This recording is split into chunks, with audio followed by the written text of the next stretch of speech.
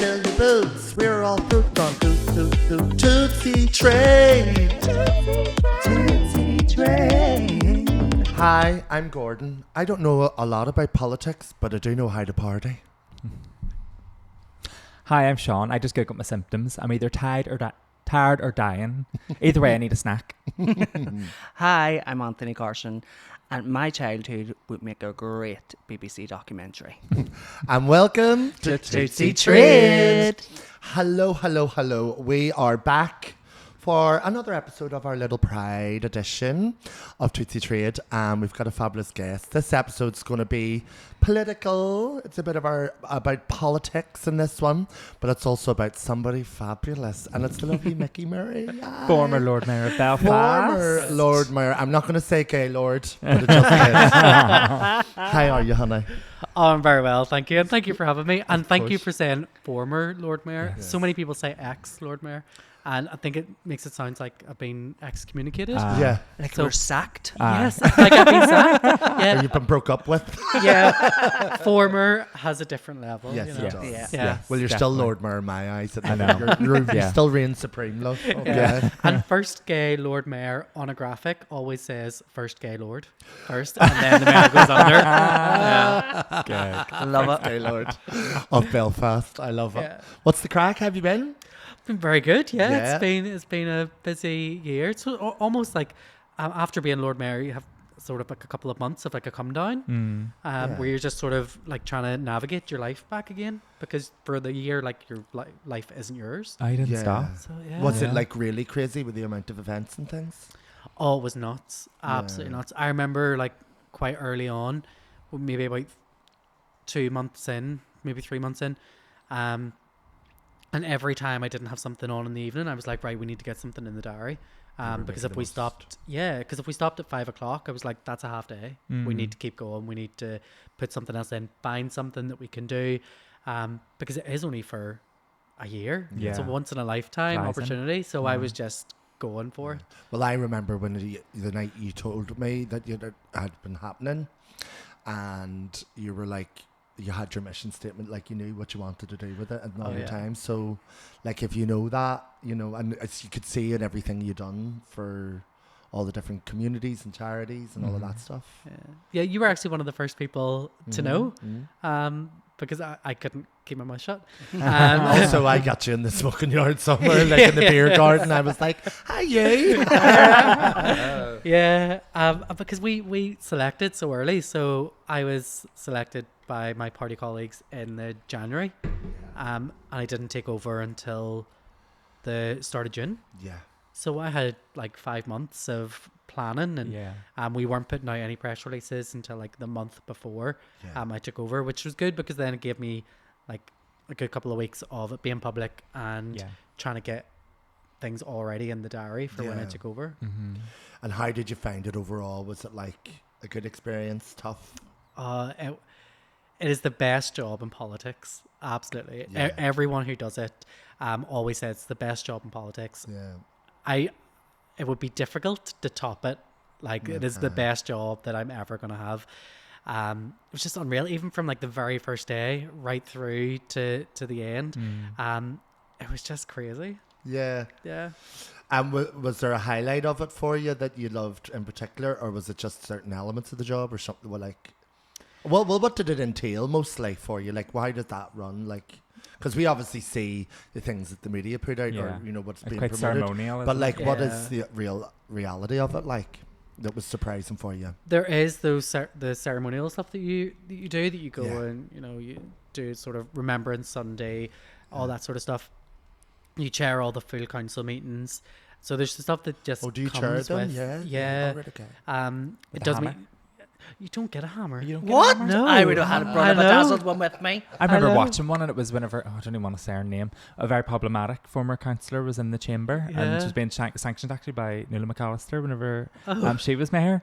And I just remember being like, I need to get rid of this girl. She is wild. But I thought she had a Yeah. hammer, but she was No. pretty like thing with her. That's Like, just not Nuala. giving her nothing. Yeah. No, but yeah, see, you chair all the full council meetings. You do all that sort of stuff. You meet and greet all the officials that come into the city, any royals that come in, you meet and greet them. Okay. so that's sort of the stuff that you're expected to do. Right. And then I went out and found things that I wanted to do Yeah. and stuck them in my diary. And then I've always had some really amazing people around me. So that helped because I had a lot of connections, already had a good network. Well, you could see in your thing that the stuff that you are interested in, it felt very true to who you are as a person. Do you know what I mean? Like by the charities and the interests and the things that you were trying to promote by being Lord Mayor. For all the people, Yeah. sorry to Yeah, you interrupt, picked it for up. all the people that don't know or may not be aware of your time as Lord Mayor, what was your big mission statement? What was your goal for that year? The things you wanted to achieve and what you did achieve? So it was, the overarching theme was all about taking up space in places that you're not, the places that weren't created for you to take up space in. And so, you know, the position of Lord Mayor, the position of First Minister, the positions of, you know, managing directors of companies were never created for minorities or marginalized groups to be in those positions, because it was never in someone's idea that one of us would be there. Yeah. And so my theme was all about taking up space in places that weren't created for you to take up space in, and how Yeah. important that is. Yeah. And that in itself, like, is and lots of different things. The diversity, when I think it's all got so waylaid with the idea of like diversity just for diversity's sake. Everywhere in every environment, when there is diversity, you have different outlooks. It's like even us in the podcast, we wouldn't think of each other's questions. So different brains, Yeah. you know, and then when you add more diversity in that, like sitting Yeah. here like three white guys, you know Yeah. what I mean? So when you add more diversity, that you get more out of every environment. You know what I mean? Like with a mix of genders and race and all of that sort of thing. Yeah. And for that to be the mission statement, I think is important, because it's a brighter city in every environment, you know. Yeah, 100%. And if you create a society that works for people who are marginalized, it benefits everyone. So the society we live in now, where we have automatic doors, you have voice to speech or voice to text on your phones. These are all things that were created for people who have disabilities, and we all benefit from them now. Yeah, So if you create that world, Yeah. yeah, 100%. You see that? Yeah. What I was going to say to you, because you done some stuff on women's issues as well, wasn't it? I think what was that? I can't remember now. But I think you were at it was causing awareness about stuff for women, was it? oh, there's quite a lot. So there was Okay. stuff around the end of violence against women and girls. Well, I thought that was it, because obviously that's a major issue at the moment in this country. Yeah. So there's like the white ribbon pledge, which the council signs up to every year. We always make a big thing of it to make sure that the Lord Mayor is seen to be signing the pledge, and we re-sign it every year and put it out there. So yeah, a lot of the stuff you do is Lord Mayor is sort of the corporate council stuff. But yeah, we were rolling out our council strategy on end of violence against women and girls.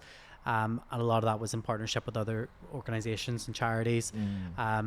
So yeah, it was a big part of my year, and even it rolled into like after my year. Like I went and spoke at the Women in Leadership conference, where I actually accidentally come out as straight, because I said on the stage I was the only man on the like included in the day, and I said, you know, I want to acknowledge the privilege I come with, being a white straight male sitting here.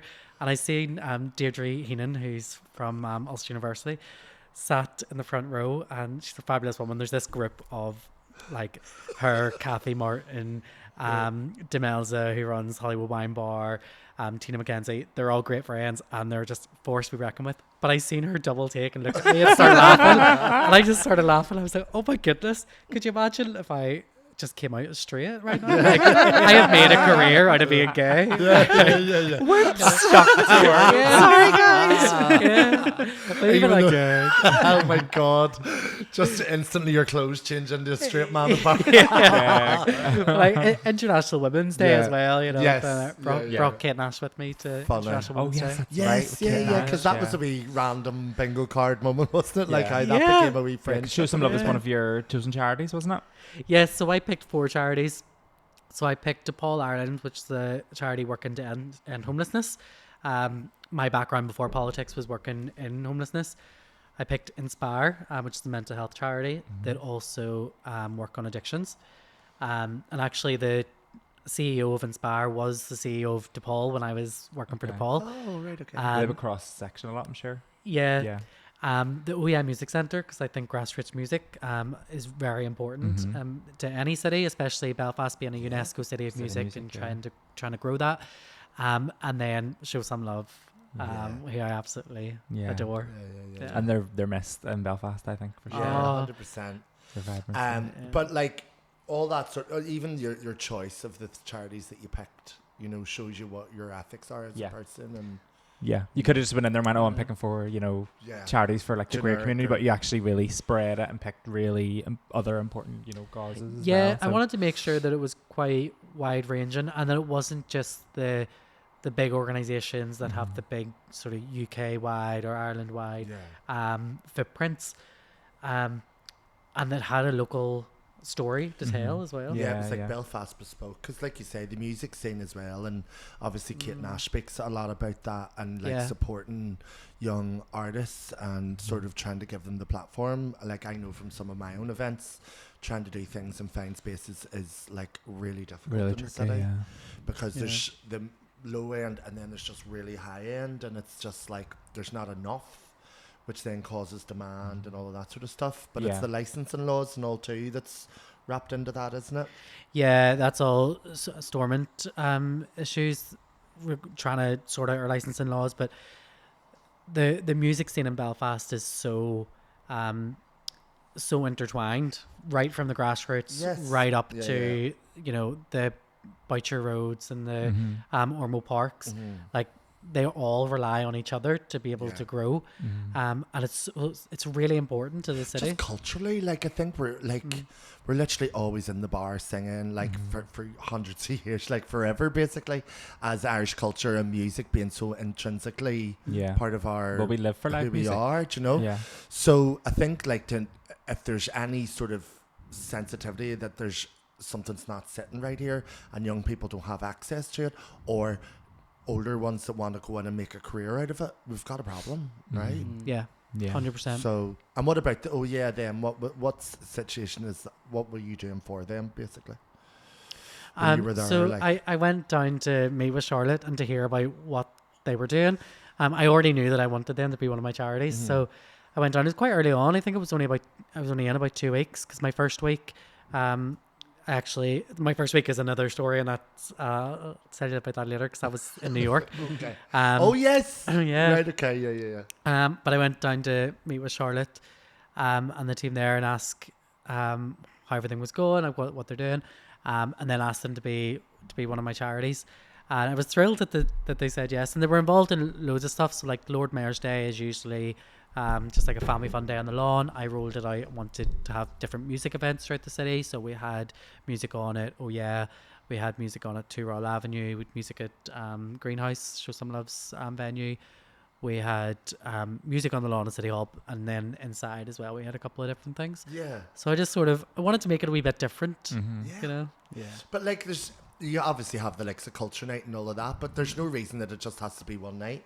You know, I think that any Lord Mayor that comes in that's able to open up into other possibilities and given like you think the amount of artists and performers there is. Yeah. You want to give them all a chance. You know, obviously St. Patrick's Day, all the dance schools go around and they're like working. Oh, God love them. We had one of the schools in Union Street or Shoe Factory, and it was about 7 o'clock when we started, and the girls I could tell, I was like, tell everybody what show you're on. They were like, number 7. And the 3 Irish dancers are like, they were slightly amused by the fact it was gays, going, yes, Queen. Do you know what I mean? But they're also so like, over it. Exhausted, right? I'm over this performing for nothing. Yeah, literally, yeah. Oh, I was squealing. I was like, put the money on the pocket. Can I ask a question? Can I go back to the start? How did you get into politics? What was your draw to politics, and what led you to getting involved? So this can be quite a lengthy answer. That's I will try to shorten it as much as that's possible. Okay. So you know Laura Robinson, yes. Laura and Jane, right? I first met Laura. I was late to a drug awareness course, not drugs for me. Like we're doing a drug course through work. and we worked at separate places. And I was late and sat at the last chair, which was right beside Laura. We became friends. And over the years then she met Jane, who is now her wife.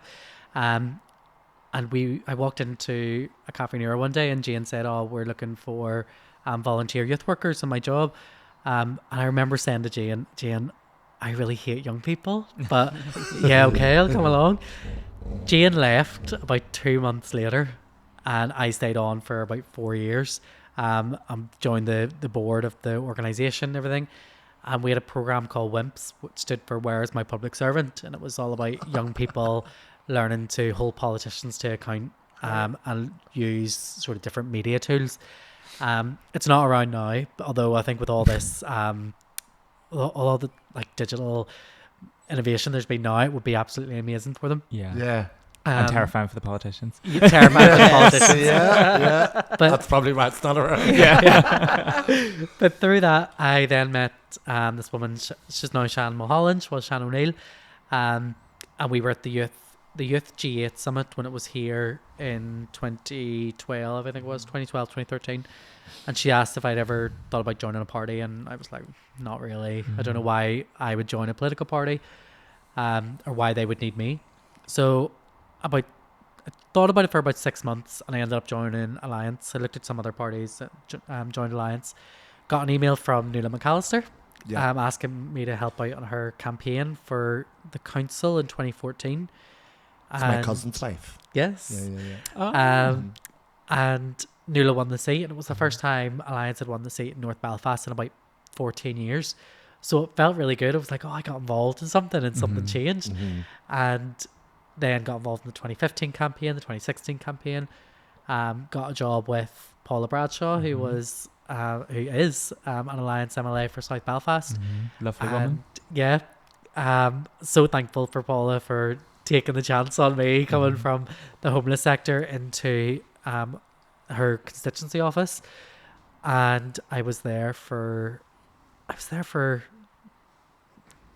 10 years with a year out for being Lord Mayor. But I ran, first of all, in 2019 in Botanic in South Belfast. Okay. And I just missed out in the last seat because there's only 5 seats in that area. I think I remember that. Yeah, I remember that at the time. Yeah.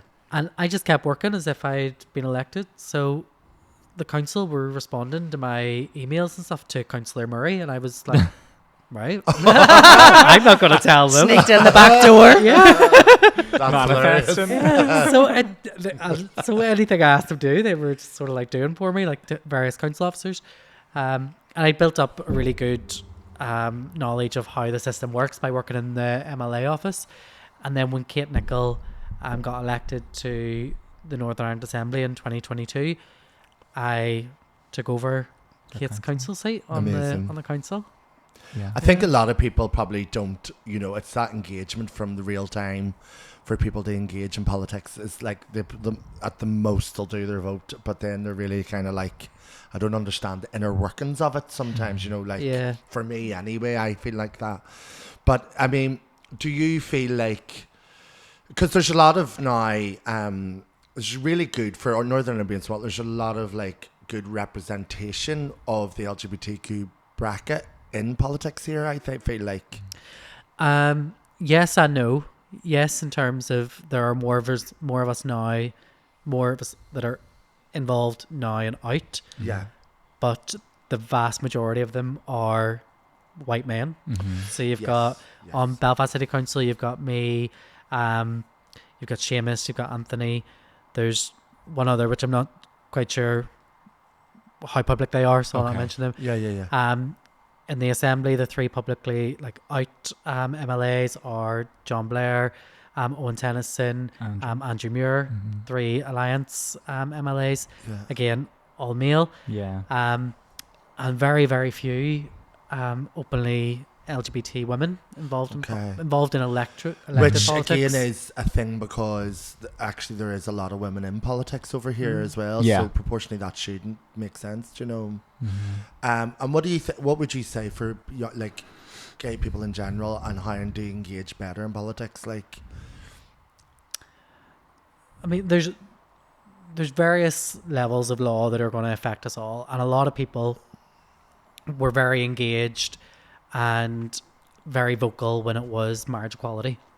Yeah. And we now have marriage equality, and a lot of people sort of fallen out because they were like, oh, okay, that was it. Like we've got where we need to be. That's it. But there's always going to be someone who tries to roll back some legislation. This came up on the podcast with Jude as well, like basically, and Jamie, that I've personally felt like the pushback was because there was such a wave with the marriage equality globally that was getting them used and weaponized back in a way, do you know what I mean? Yeah. And then there's not, like you're saying, there's not enough, constant engagement maybe. Yeah. People say it's too far, you've gone too far. And that was then just one try and thing, push do you back. know? Yeah. So it was the same when it was civil marriage. They were like, oh, we'll give you civil marriage, but like that's all you're getting for now. And people were very clear at the time, like we are coming for civil marriage, civil partnership, but we want full equality under the law. We want marriage equality. Yeah.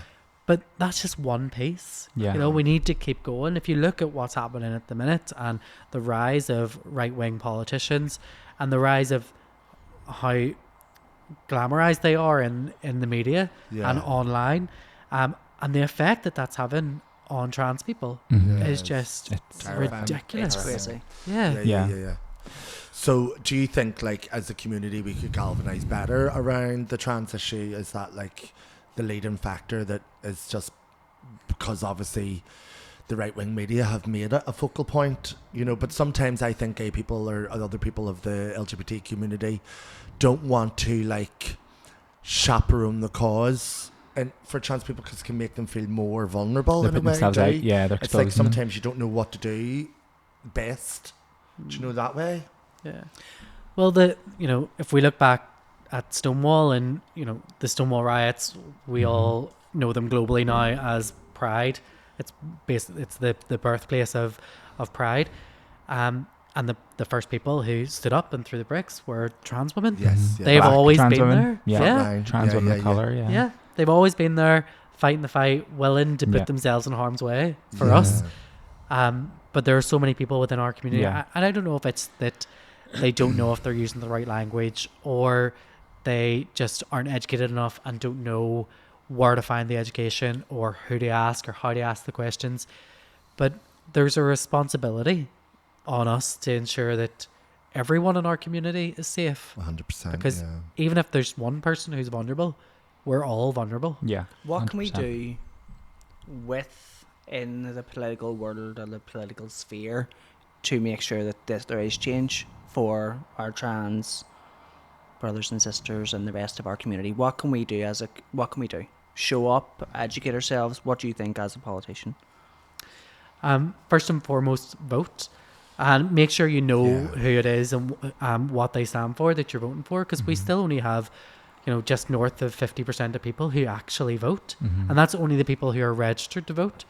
So just over 50%. It fluctuates from around like 52 to the high 50s. Sometimes you'll get an election where there's an exceptionally high turnout and you're sort of sitting around the low 60s. Yeah. Right. But that's only of registered.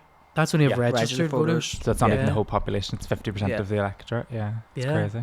It is absolutely mad. I scream about it all the time, like around voting time. Like what am I like in posting groups? I'm like, I make it in my mission. You're the most political one out of us all. You're sitting here like, I'm out. You need to start talking. I'm listening to every word.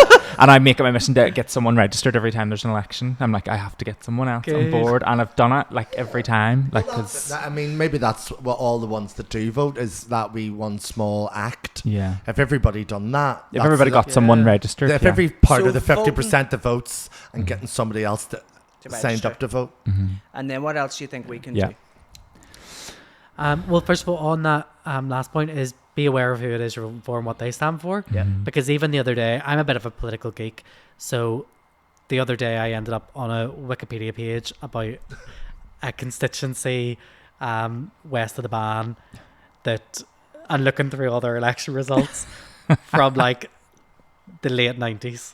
And I clicked on one person who I remember quite fondly being involved in politics from a different party, and going through their Wikipedia page, and halfway down it, finding out just like it was a actual bit of their Wikipedia page talking about how anti-LGBT they were. Wow. And I was like, I remember this person very fondly. And admiring them, yeah. Yeah, I remember when they lost their seat thinking that's going to be a big loss to the Assembly.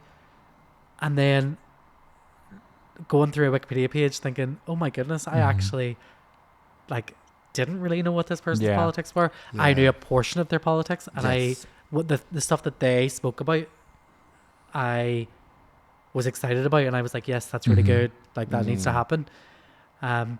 So educate yourselves. As much information educate yourselves. Yeah. Do you think here, I think a big factor, because politics is so tribal here, that you're voting along the lines of one, who either your parents are telling you who to vote for because you're a certain political affiliation, or you believe about the constitutional issues. So do you think that's people go for the party rather than the individual a lot of the time?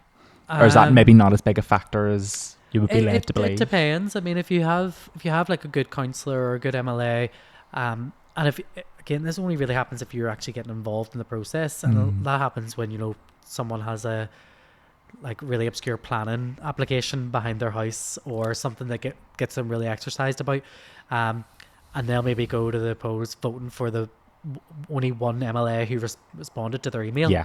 But a lot of people do go down that sort of, this is what my family's or always voted for. Yeah. This is what I'll vote for. But then I look at myself and I'm like, my dad's side of my family come from a very nationalist community. My mum's side of my family come from a very unionist community. My uncle is a DUP councillor.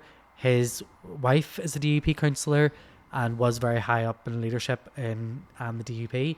So I almost don't buy that as an excuse, because I took 6 months looking through and deciding what party I wanted to join before I joined it. But even before then, when I was voting, I'd always voted for Alliance, and my immediate family don't all vote Alliance, but I knew in the back of my head that's the sort of people that I want to vote for. Yeah. So if you do just a wee bit of education on who the people are you're voting for, what they stand for. I think for me, whenever I voted when I was really young, I wasn't really educated, but I just knew growing up in the Troubles that I didn't want to vote green or orange because it went to conflict with interests of other people that I cared for. So my one choice, as not even probably even for my own needs, was to vote the other parties, Yeah.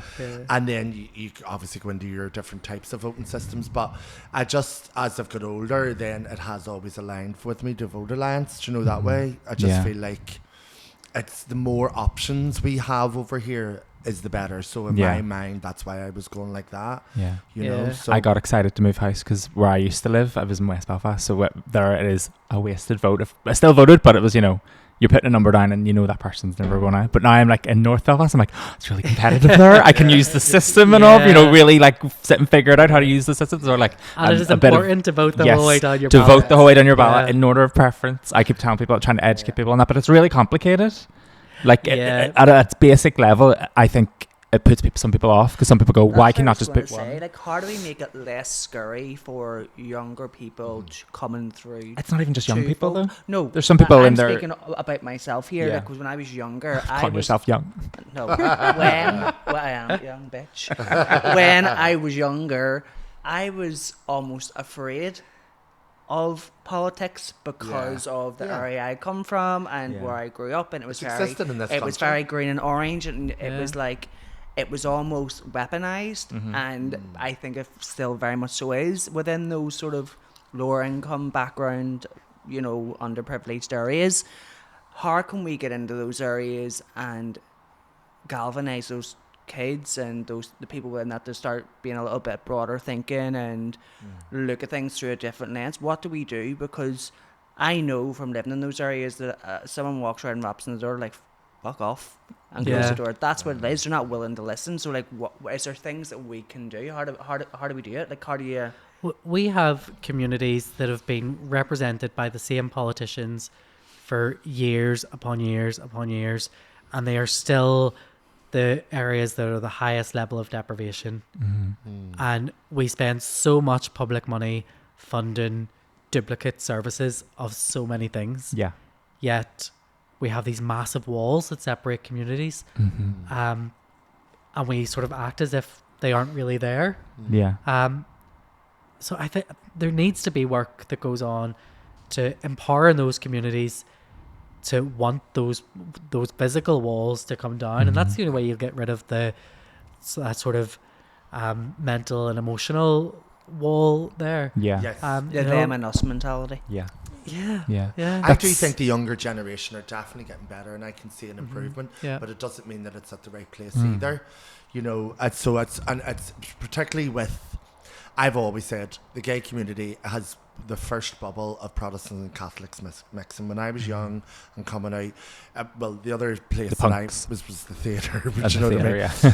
But like, and that was youth theatre because it mixed there naturally and nobody really gave a fuck because just wanted to sing the song, right? But in the gay community, particularly when I grew up, it was almost joked about, and the Sunday bingo show days that you had Tina and me and Portia, who was a Protestant, a Catholic, and somebody from Northdown. You know, but our whole shtick was really like, and people loved it, and they knew that when we were joking about it, it wasn't taken in any sectarian way, because we all knew in the room, this is gay people. You're not actually Protestant, Catholic, or from Northdown. You're gay primarily, and it's that wee bubble of like, you know, I think that I've always had the luxury of existing in that world. But I can see now in other places, you know, that we're really getting there for the youth, which I love to see. Yeah. But again, it's that being said, you still want everybody to be coming along, right? Yeah. And like all those other I kind of communities. feel like we jump in and live in those safe queer spaces, and I feel like people like yourself and Tina and other performers took that away, the Protestant and Catholic thing away, so it allowed us to feel safe. But when you broaden it out and when you put it on a wider scope, what do we do for the people who are and it is those underprivileged communities? That's the only way things are going to change, because we're all stuck in this systemic way of thinking of like green and orange. But and again, it is getting better, but it's getting better because it's slowly, more people, though. slowly, but Slowly. because people are coming out of those areas like myself, who then realize, there's more to this, and it's not just these 20 streets wide and deep that exist in this world. And it's kind of like, how do you get the people who can't get out of those communities to start either registering, vote, or stop voting the same way? It's almost sounds radical, but I think when the Good Friday Agreement was being agreed, part of that should have been desegregation, integrate education immediately, take down the like force people, and people are like, that's social engineering. It was social engineering to put the walls up in the first place and to ghettoise areas and to put people out of areas. Like, that is actually what happened. You're reversing it. Like, that happens when like apartheid came apart in South Africa. You know, they tried to integrate. I don't know how successful it's been, you know, in the big realm of things, but there's relative peace in South Africa. You know, we're still really separate, and that's like 30 years on. Like you say, duplicate of service, duplicate education systems. I think the separation is majorly just conditioning. I think we're more mixed than ever there is, but it's not so much about that, because I believe even talking about it now, it bores the bollocks me. I grew up in it. I'm like over it. I want the youth to have a future. I'm thinking of my nephews and nieces. I'm thinking of your kids. I'm thinking of all of that. And it's like, they're not being really brought up in that world. It's alien to them.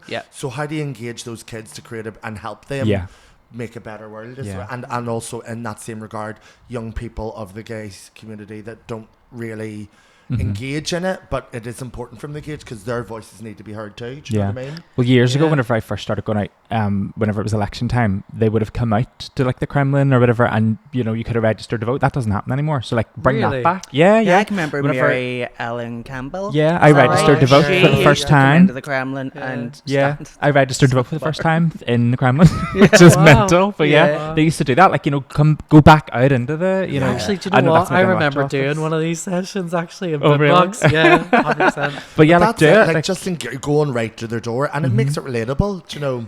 If you're not afraid have a to drag come queen onto the gay stand scene, you know that you know yourself. Like, if you've seen another politician come onto the gay scene, and you'd be like, oh well, fair play to you, you're coming to them. Do you know what I mean? I also feel like people need spoon fed in this country.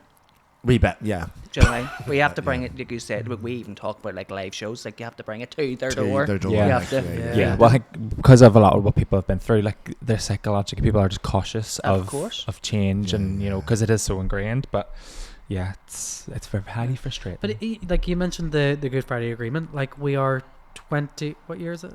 20. Yeah, We're 20. 28 years on. 28 years in, Like that was never meant to be like the be all and end that's all. it. Yeah, full stop. It was the start of a process, and we've sort of lost the process The part of that, it. Yes. And we so we need to look at it, and we Yeah. need to see, right, where have we been successful, where haven't we, like where can we push on, what do we need to work It needs on. to. Yeah. It needs to. Yeah. And like I know this is not the main point of it, but like I touched on it earlier on, like the legislation laws and all of that is tied into the Good Friday Agreement. Licensing. The licensing thing, sorry, yeah. And you like that's just one example of it. Where else can you unpack that slowly that it's comfortable, palatable for people, and where can we start infiltrating new things like LGBTQ rights in that and bringing them into the conversation of that is where I think, Yeah. Well, you need to reform the actual institutions. You have to Yeah. reform Stormont, because I think before Alliance became the third biggest party, it was so much easier to ignore us. And now that we have 20% of the Assembly, 17 MLAs, it's harder to ignore a party. And then when you come to the cross-community voting and the cross-community party, votes don't count. Like it's unionist against nationalist. And you have us sitting there at 20% of the Assembly. People for profit don't designate as unionists or nationalists either. Or the Greens are other too, aren't they? There's no Greens There's left no in the Greens Assembly. currently, yeah. So you have this position where there's 20% of the Assembly. When it comes to a cross-community vote, their votes are ignored. Because I think even after the last Yeah. election, wasn't there talk of perhaps maybe those parties that like maybe get like for change, like UUP and SLP could get in if like Alliance had it designated, say, as like there was people talking about that, like if you had have actually changed designation, it would have bumped the numbers up almost. And it was don't go down that path. That's messy. I know it would never happen, but people were talking about that, and I was like, that's just a whole betraying yourself just Yeah. for the win. And Yeah, I don't yeah. think that's why people are voting for Yeah. that. Do you know what I mean? Yeah. Either Yeah. you're voting because of the policies and seeing the future that you are offering other than the other parties. Do you know what I mean? yeah. Yeah. But so I wanted to touch because I love stained glass windows. I wanted to ask you, what was the story behind the window at City Hall? With obviously, So Mary Ellen Campbell's name come up earlier. yeah. Mary Ellen was the very first openly LGBT Yes. deputy Lord Mayor of Belfast. And she proposed that we put in the stained glass windows. So if you go through Belfast City Hall, there's all these beautiful stained glass windows dating back to the early 1900s, representing different sections of the community or different events that have happened. And it never really went anywhere, so it was sitting in the system. And I came in and I was like, look, I would love this to happen during my year. I think it'd be really great. Sense. Yeah. But I was slightly freaking out because it was a year ago last week that we unveiled it. No. And we're at the end of May and my term was ending at the start of June, like the 2nd of June or something. Oh, so it's to come right to the end of your thing. Yeah, so I was like, oh my goodness, are we actually going to get this Is this through? gonna go through? And there were a couple of delays during the process. But I love... Was it sitting made? No. Oh. We had to go through the design stage. We had to go through like putting out the bid. We had to go through all the planning because City Hall's a listed building, so everything needs to go through Right planning. enough, yeah, And even though gosh, we're the planning, we hold the planning. You're like department. Joey saying it When it's over. yourselves. It still has to go through all these legal processes. Dear me. So and I love going through City Hall and there's just people standing there getting pictures with it and looking know at what? it. And it's There's fab. so It's much beautiful. included in it. We got Grace wedding. and Was it Ruth's with my wedding? own wedding. You're actually in And my your wedding wedding? video. Yeah. Because you were there with your chains. I was like, That's right. But it was one of them. Which must have been yours because I actually was with Stephen and was like, I have to see it. I had to get in the chance to see it. yes. I got emotional. I got so Yeah. emotional. I still do thinking about it. I think it's just that, and it's such a beautifully done window. Yeah. And it, does exactly what it says in the tin, and you can see even if you're in there at another time, people.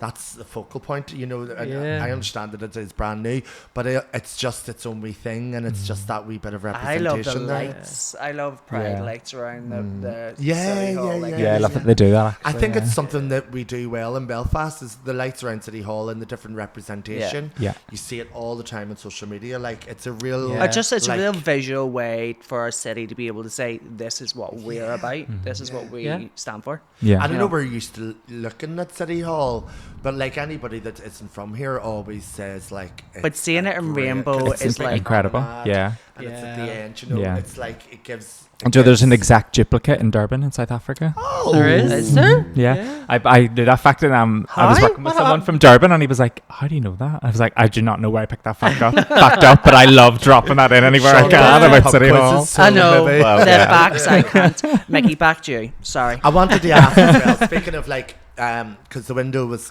gives a bit of Stonewall, your trip from Belfast to New York, I was Oh. like, so I was there the night that you were doing the thing in Maverick, and then your car was waiting outside. I was talking to you in the beer garden again. I was like, oh, she's a different person now. Chauffeur driven to the airport to go to New York. Tell us about the trip. Oh my goodness. So the Lord Mayor goes to New York every June Right. for this conference called New York, New Belfast. It's actually set up by Martino Muller, who's a former Sinn Féin MLA, former Lord Mayor of Belfast. Yeah. Right. He's a lot of connections in the States and sets this up. And it's a way for businesses to go out to New York. The Lord Mayor goes with them, and to try to drum up support for businesses, get foreign direct investment, different things, and build those relationships. So it's really worthwhile. Yeah, of course. Mine just happened to be the very first day of me being Lord Mayor. So I became Lord Mayor the Monday night. The Tuesday, we were down in Dublin Airport. I think it was within 12 hours. I was at Dublin Airport, boarding the plane, heading to New York. But the conference didn't actually start until the Wednesday morning. Right. So we had all day on the Tuesday free.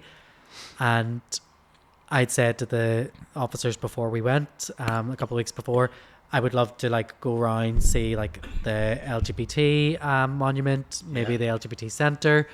Sorry. She's getting emotional about this. That's CPR, all. Anthony had a wee- nurse. Chauffeur red car. Sorry, go ahead. And So I'd said to the officers I'd like to go see like the LGBT monument, the LGBT centre. So they got in contact with this guy Danny Drum, who was a former city councillor in New York, who's openly gay and done a lot of really great things around education. So he'd set up this whole itinerary for me, which included going to the LGBT centre, meeting with the LGBT History Project. Which is going- amazing to do in New York, like seeing all Oh, that, yeah. because it had such a like, Unreal. rich And you're seeing a history. completely different side of it, because your society you wouldn't see when you're just visiting. visiting, when Yeah, you're 100%, just a yeah, tourist. yeah. And then stopped at the Stonewall monument, so outside the Stonewall. And then they were like, oh, come on into the Stonewall. We have some people that we would like you to meet. And I walked in, and there was like councillors, former politicians, speaker of the council, assembly members, like heads of organisations. Yeah. It was just absolute crazy. Like if you bombed the Stonewall in that night, you would have like Oh, taken out all the elite gays in the city. Yeah. And it was just unreal. So my first sort of official speech as Lord Mayor was in the Stonewall Inn in Wow. this very historic part That is of our so community. iconic. That's That is so amazing. iconic. It was crazy, and I will always remember that. Of course. Yeah. How iconic. Amazing. That's Amazing. insane. Like just such a like bizarre moment, I'm sure, for you, like Yeah. overwhelming. Oh, crazy! Just sort of sitting there thinking, like, is this real life? Yeah. Like, is this Yeah. actually And the happening? fact that Yeah. it's actually emotional too, though. The think that they are like they're knowing you're the first like Yeah. gay, openly gay Lord Mayor in Belfast, Yeah. and creating such a moment for you in that as well, and interlinking that and understanding no matter where you are and what in the city and how developed the city is, that is a shared community. Do you know what I mean? Oh yeah, like the New York State Controller was there, who has a budget of like something stupid like $1 trillion or something. Like it's insane. It was crazy. Amazing. Incredible. Can you remember any part of your like speech of it or anything? Oh my goodness! You know, someone has it on video. Oh really? One of the council officers has it on video because they came with me. I'll have to see it So sometime. I'd need to get it off her. Can I ask a question? I ask everyone that comes on the podcast how your coming out experience was. I know we've talked about you as a politician, but obviously this is a LGBTQI plus podcast. So I would, if you're open to sharing, how was your experience of coming out? It was a really weird one because I didn't formally come out until I was about 24. Okay. But all of my friends knew. I didn't hide it. Like I didn't openly talk about it with my family either. So I remember like me and my dad went for a pint one night, and he had said, "Oh, do you need like a taxi home?" And I said, "No, like my friends picked me up. I'm actually seeing him." And he was like, "I've known you've been gay for years." And I was like, "Right, that's fine." He then told my sister. My sister rang me or texted me the next day and was like, "Oh, spoke to Dad. He told me what you talked about last night. Just letting you know I still love you, chicken." And she spoke to my mum. My mum was shocked. I have no idea how. But actually, the sweetest moment happens like 10 years before. And we were at my cousin's 21st, my older cousin's 21st. And I was sitting talking to my granny. And we're just talking in general. And she was like, "Oh, well, are you going out with anyone, you know, male or female?" And I was like, "Oh, no, granny, not at the moment. I've just broken up with someone. But it would be a male I'm looking for." And she was like, "Well, I thought so." The I just grannies didn't want to always say know. anything. I Grannies thought do Grannies know. always They know. really do. Yeah. And it's you can see there's, I know with my own nanny, me and her never really spoke about it, but I knew that she knew and she knew that I knew. Kind of, it was really weird.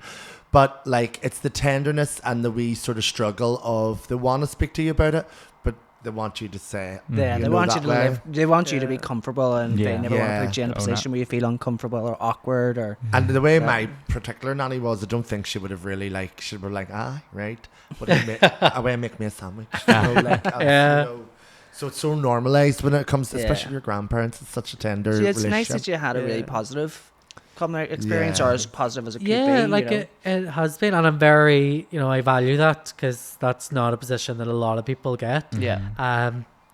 But like you'll know yourself, like you're constantly sort of coming out as well. Always. Just all the time. It's happening. Less so when for a year you spend a year of my life telling everyone I'm the first openly gay Lord Mayor. Did you hear this? How much of a song and dance do you need to do? You can come out in that way now.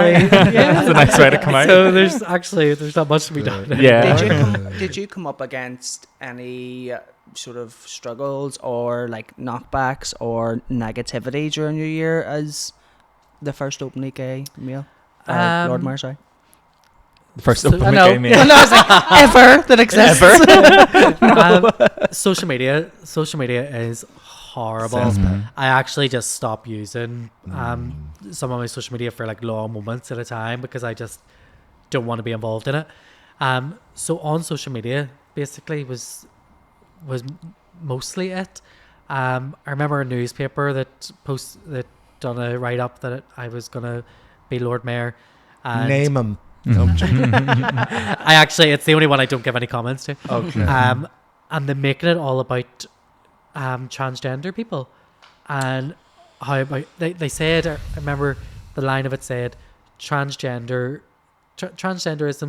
is very prominent on Councillor Murray's social media, and then here's a quote from October, like a tweet from October, but this was May, so all that told me was, I haven't talked about trans people since October on social media. You were worried about it. Do that more.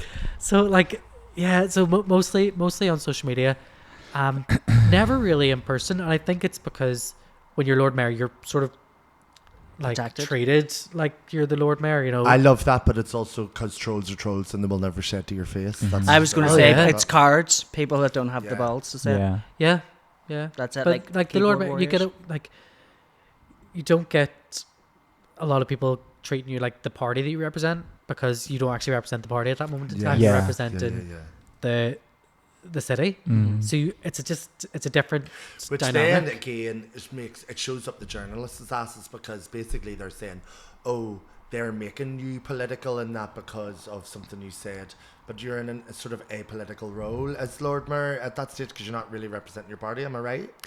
Yeah, sort of. Like you're there to represent the city. Yeah. Whether that is, you know, meeting the queen, Yeah, the yeah. king and queen, Yeah. or like cutting a ribbon, or laying a wreath, or Yeah. whatever.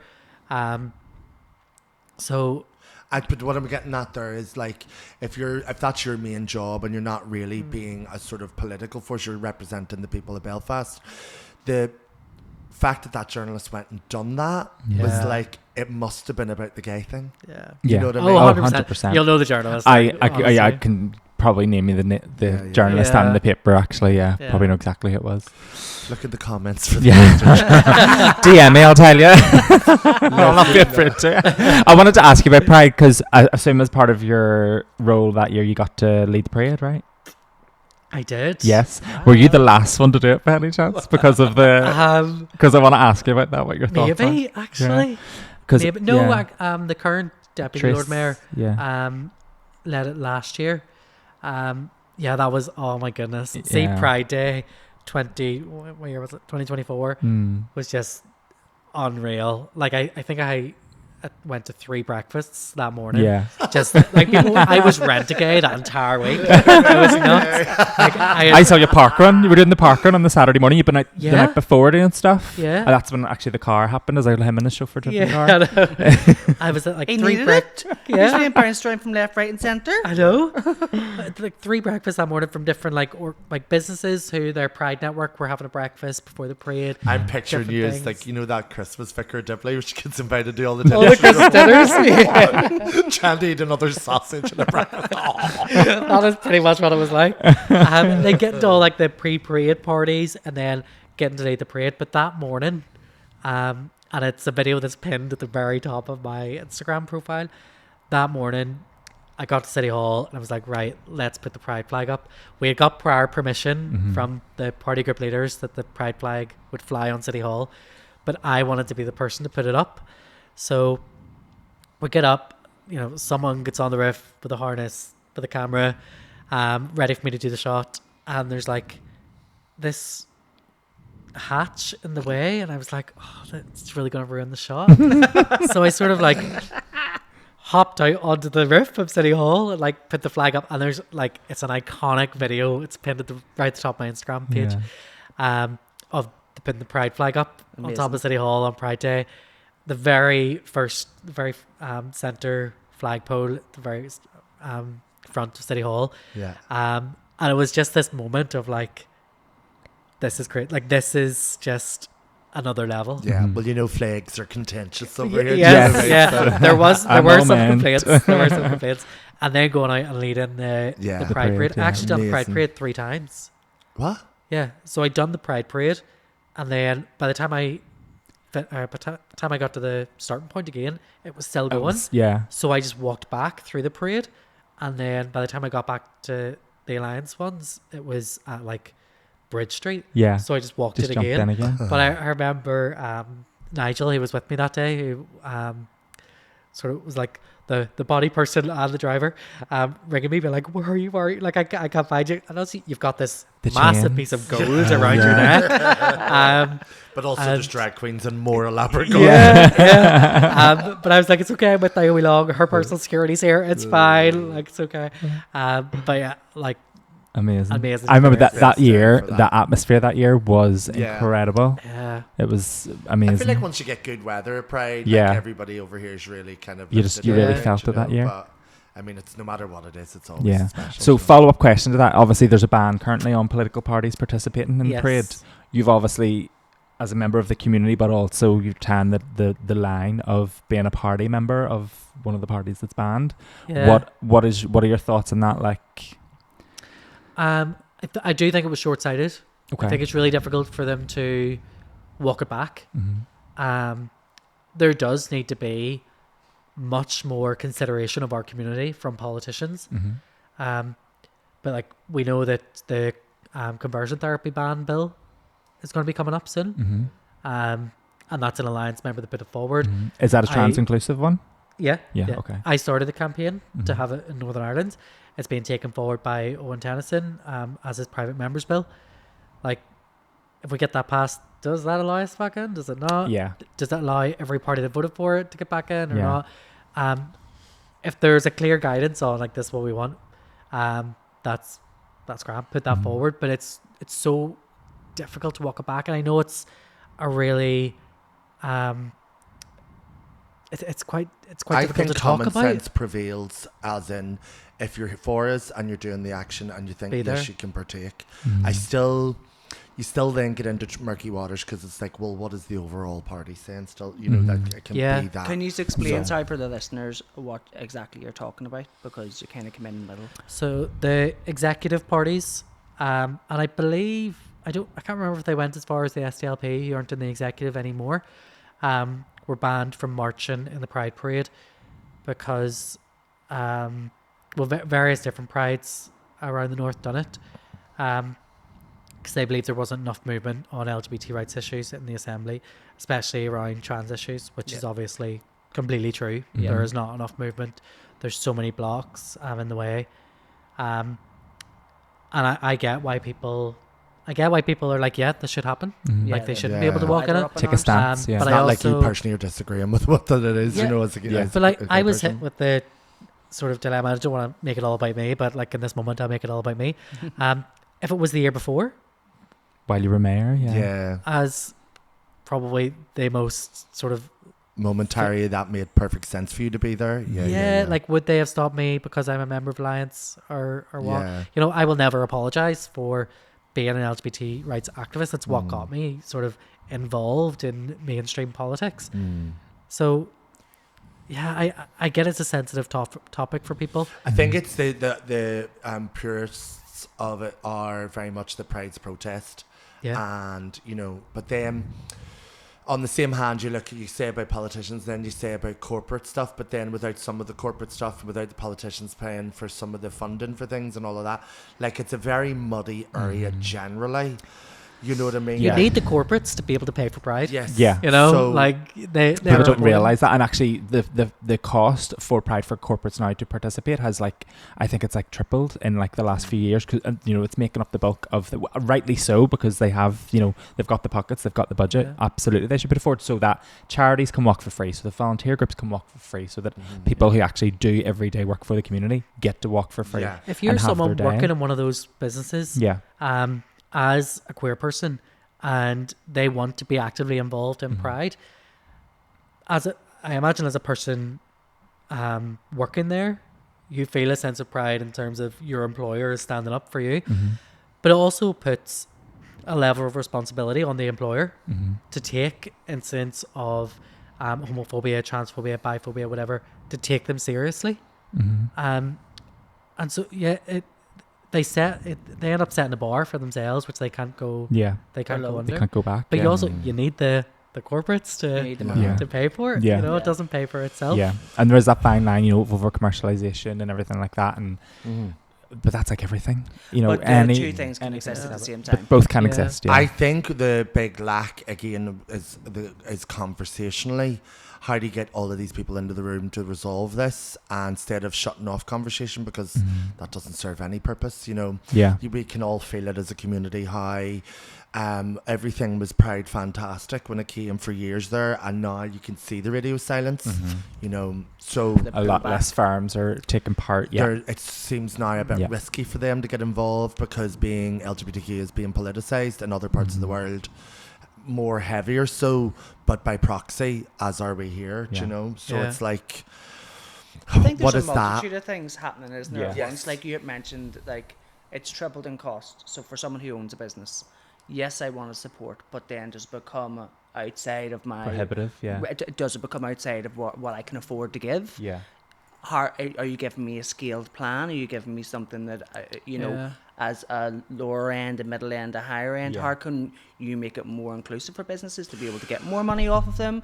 How can we work together to be able to make that bulk up, rather than hitting really high prices? And then, like you said, then there's the commercialization of the people then saying, oh, it's not a protest anymore. It's not, it's not our community. It's more about brands, and it's more about selling product. Yeah. And it's more about someone slapping a pride flag with their logo beside it. Yeah. It's how do we make those two things coexist and push them together? Well, the one obvious thing is Harvey Milk. What he done in San Francisco in the 70s was the bars, and he worked along with the unions to basically, like, the homophobic beer companies and the ones that were like had workers' rights and all this sort of stuff. And it's the same with the coal miners and and in Britain as well. But like, I feel like that's something that maybe we could do better over here, is like aligning the community with the businesses that are constantly show up, that constantly want to do it. Give them the, so if you show up for the community, and it's the same with the politics, if you show up and you do the thing and you're acting by your name and have a genuine interest for the community, then the community galvanized, getting behind them is where we hit the sweet spot, I think. Well, I work for like a global company, and I'm actually the global chair for the Pride Network, 1,700 members of staff. Thank you.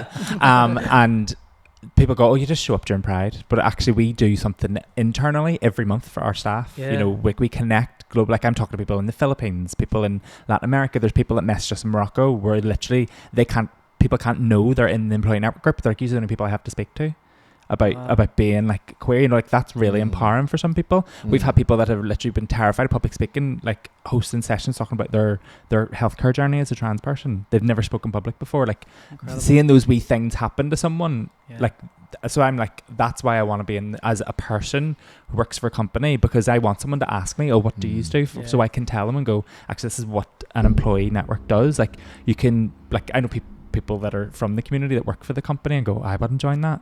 I'm like, well, why not? Why would you not want to? Because you could learn something, or you could teach somebody something. It's actually empowering to be part of that. Showing up is half the battle, really, isn't it? It's just that even if you're not going to be a vocal point of being a support sort of vehicle for other people that maybe will be more vocal.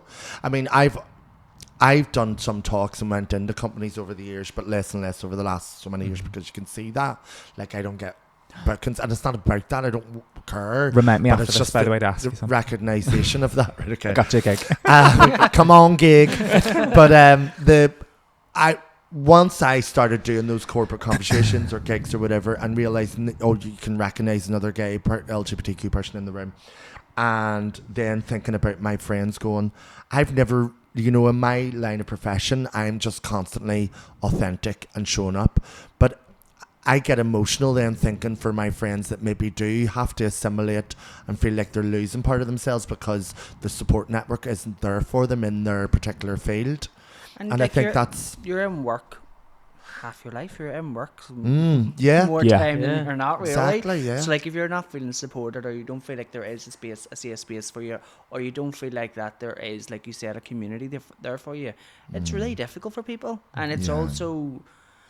It's hard for me personally, it's how do you create that safe space, and who takes charge of that, and how do we get people involved, like what you're saying? Like, you're what was it called? The global leader of what? It's like just our employee network, but we have one for everyone. So we've one for people living with disabilities. The global we have leader one for veterans. Yeah. We have one for black professionals. We've got one for women. We've got one for women in tech. Like, we have like 12 different networks. It's not just LGBTQ plus people, but they've all been started by employees come and go. We have an idea for a network group.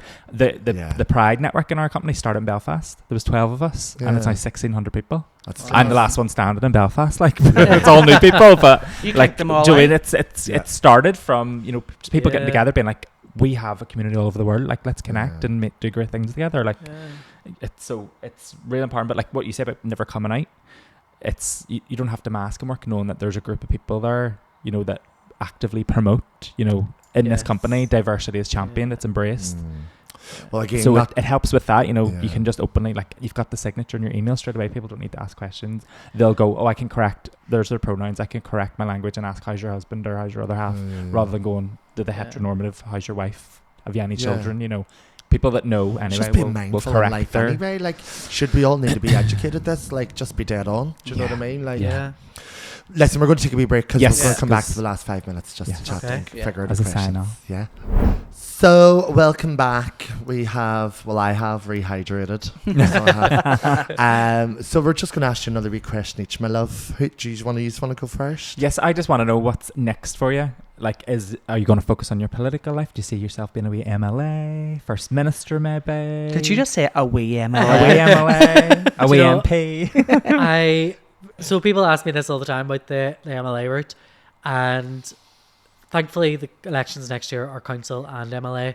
I'm only going for the council one There's 2 next year, really? on the same day. Oh, Yeah. that's chaotic. So it is chaotic, but Sean's got a stress migraine already thinking about it. Where's my numbers going? I currently have no desire to be an MLA. Okay. It would be wrong of me to say that I never want to be there. Yeah. At the moment, do I want to be there? No. Okay. Well, could that change in 10 years? Yeah. It could do if if I get re-elected to council and if I keep going. I think a lot of people become a councillor, become Lord Mayor, go to the assembly thinking that it's like council but full time, Mm-hmm. but it's a completely different beast. On council, you can see the stuff that you get done. Mm-hmm. You get to see the difference in local communities. Yeah. In Stormont, you're a wee bit more detached. You don't get to see it as much. Mm-hmm. I look at just taking over as CEO of an organisation back in October. So I want to stay here for a good few years and see what I can do here. What is that?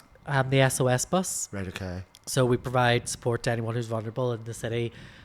During the day, we have a homeless program. We have our stuff that we do in the city centre at weekends. And then we do all the major festivals and events as well. Okay. Um, Is there any way people can so- support that or look out for it? Or Yes, if you go on our Facebook or any of our social media or on our Just Giving page, Right. we're trying to get 200 people to sign up to give £20 a month by October because we turn 20 in October. Okay. My history with the organisation goes way back to 2008, so I volunteered with them from 2008 until 2013, Yeah. and then came back as CEO just recently. Wow. Great. Yeah. Good. So So what is it? Where are they looking out for online? What is it? On our Just Giving page or Just on our Giving. Facebook or Instagram, SOS Bus NI. SOS Um, bus, yeah. go You'll on have there, seen the Just buses, Giving. I'm sure. Yeah. I was used to Yes. spot them on the Dublin Road and can contemplate using their services, but thankfully never did. I I'm think drunk, not I mean as homeless, I mean as Yeah. a drunk person. I think I might have got a few cups of tea on the way home before. Your file is pretty thick on it. That's what it is. I wanted to ask you just about, like, obviously this is our sort of Pride mini-series that we're doing, and I just wanted to ask you, like, have you got any top tips or advice for Pride Month? Like, what would be good for people out there to do, whether it's the first time or something they've never tried before? It's just something. Oh goodness. Just enjoy it as much as you can. So Yeah. when the Yeah. Pride Guide comes out, like go through it page by page, Yeah. work out what it is that you want to go to. Yeah. Some of the events are just like queer events happening in everyday spaces, Yeah. which is great for people who are maybe going to Pride for the first time. Yeah. There's always some sort of social breakfast or something happening. Mm-hmm. There's always organisations from loads of different sort of backgrounds who are having events. So I would go to as many of them And as support possible. them. Yeah. Support yeah, them. Yeah, yeah. But just have fun. Yeah. Like have a blast doing it. It's really, sometimes I think you forget to be present in all of those sort of things and like yeah. remember why you're existing in that space and why you're there and what the week's about, you know. And Pride get shouldn't be a involved. job. Get involved. Yeah, Get Like, involved. just go to the events. Just turn up. Like, Yeah. support the community. Go to what you can. Support what you can and just turn up. Yeah. Turning up is, like we said, it's half the battle. It's like Yeah. it's just Yeah. putting your body in a space. Like you said, your whole campaign was about taking up space. Yeah. Yeah. And that's what we need to do. We literally Yeah. need to take up space. Yeah. I have my last question for you, and it is, what organisations or what part of our community do you feel like we need to lift their voices? We need to, amplify their voices. Who do we need to talk about? What do we need to talk about now in the north of Ireland or Belfast? what are the big major things that are not getting enough attention? I think trans issues. I think they're getting a lot of attention by the wrong people. Mm-hmm. Yeah, that's very tight. Yeah, the whole thing about like degrading a whole section of society to which bathroom you use is just insane. Oh, it's abhorrent. It's so fucking weird. Oh yeah. It's And actually, it's always about trans women using bathrooms, and I've seen sort of more on social media recently about trans men standing up and saying, "Well, are you okay with me going into a female bathroom?" Mm-hmm. Yeah, that doesn't make sense even. Yeah. Logistically. Because your law is now telling me that, or look, not even your law, your Logic. political opinion Yeah. is now telling me that I need to go in there. Yeah. And the reason why they're going for trans women is because they're a marginalised community within a marginalised community within a marginalised community. It's like the low-hanging fruit. Is that the Yeah. right way yeah. to say Yeah, it? 100%. And they're getting so much attention for being like, what is it, like 0.8% of the population or something, Yeah. like such a small minority of the community getting so much negative attention, Yeah. and the ripple effect that has across that entire community, our entire community, and society and media in general. It's so just damaging. enormous. Mhm. Yeah. It's so damaging, and we do as a community need to come together and protect these people and promote positivity and give them a positive voice rather than a negative voice. And I think that's like something that we can really, really aim towards doing. And we are going to have a trans episode, so it'll be fantastic to be able to have some positivity out there in But we wanted to really social express sphere. all sort of different elements of the community, because as a community we're very, very diverse, and it's like understanding the bigger conversations. Naturally we all do interact really well with each other, I think, within, but like just where we're at in the world and where we are geographically in the world, I think it's like why we kind of wanted to do this, But the trans issue's also been used to almost divide us too, because if we're fighting within each other, we're not 100%. looking outwards and going, actually, we still have a fucking long way to go here. But that's listen, that's Well, it didn't age-old work. Hopefully it tactics, Age-old isn't it? tactics, divide and conquer, So yeah.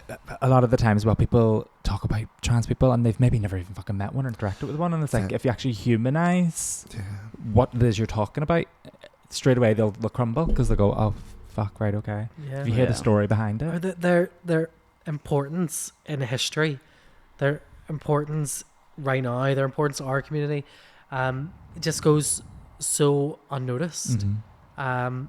And they dial it all back to a fucking bathroom. Yeah, and it's just even like the politicizing of it in general is just so fucking wrong on every level. That's not why politicians are. That's not what they're there to do. Yeah. Like that at its core in itself tells you everything you need to know about why it's even being brought up by them so much. It's because they're fucking corrupt. Yeah. And that's just the if your end of it. politics or your belief system is all about hurting someone who's already hurting, you need to relook at your belief system. You're the problem. And we You're the need to problem. start voting for people who do not think like that. Yeah. They come correct. Yeah. 100%. It's like, get out. Converted, Anthony. Can't believe Converted me to what? Converted me to what?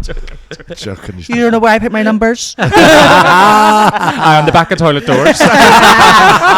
And on that, we will end. Thank you so much, Micky, for We've coming loved on. having you on. Thank you for coming on. Fascinating Sharon. story. Yeah, I know I have kind been of knew all the bits and bobs, but it's lovely for you to be coming on. Yeah. Great to champion your legacy, because you were literally the Yes. first to do Yeah. it. The first, and no one can ever take that away from you. Can I get a Insane. Thank you so much. Thank you for having me. Yes, thank you. Thank you very much, everyone. Love Bye. you. See you next week. See you next week. Boots, we're all pooped on Tootsie Trade. Tootsie Trade.